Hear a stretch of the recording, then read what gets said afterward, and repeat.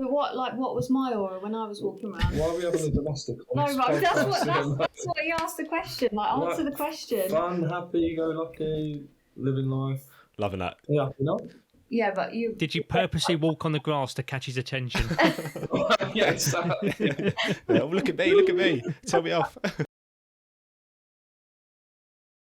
Well, you know what we're going to do? We're going to open up a romance door because, as I probably alluded to in the intro, you are a ginger fitness couple. So without stating the obvious that you are both ginger, you're obviously both a couple as well. So we're going to get into it. How did this all come about? Now, don't be shy. You know, we're nice to open it. Our audience is very... I was about to say our audience is respectful, but our audience is total fucking carnage.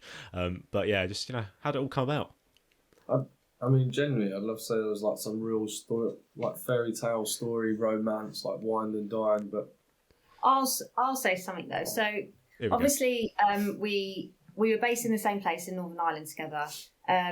I'd seen him around the mess quite a bit, and he had this aura. Like every time he walked into the room, everyone was like, "Hi, Ginge," like always smiling and happy. And I was like, "Who is this geezer? Like, who does he think he is?" Because he's obviously got this cocky walk. Everyone that knows him, he probably comes across as quite arrogant sometimes, but.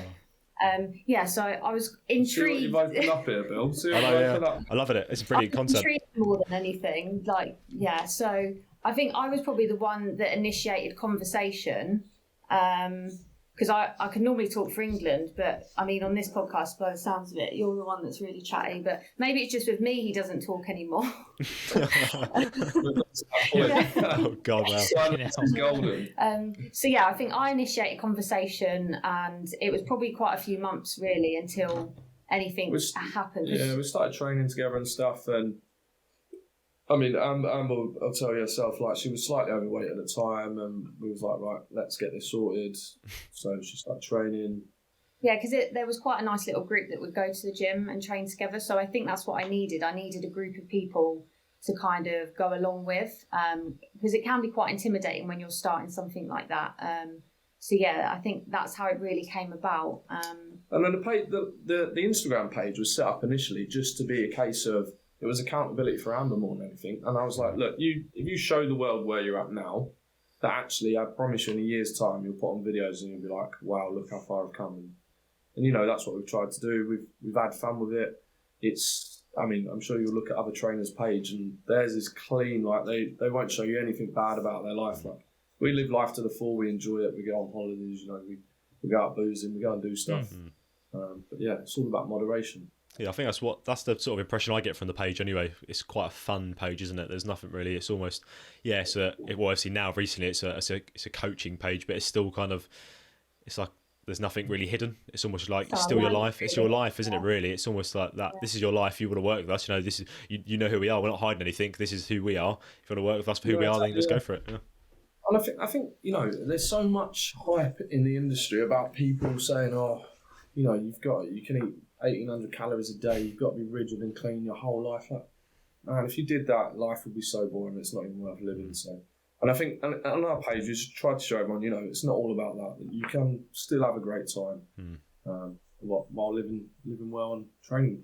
So, I mean, if we look at it from a results point of view as well, that tends to be the thing that works the most. If you try and be too restrictive, nothing really doesn't last very long. Most people do it for a bit and they go, this is miserable. I'm not doing this much longer.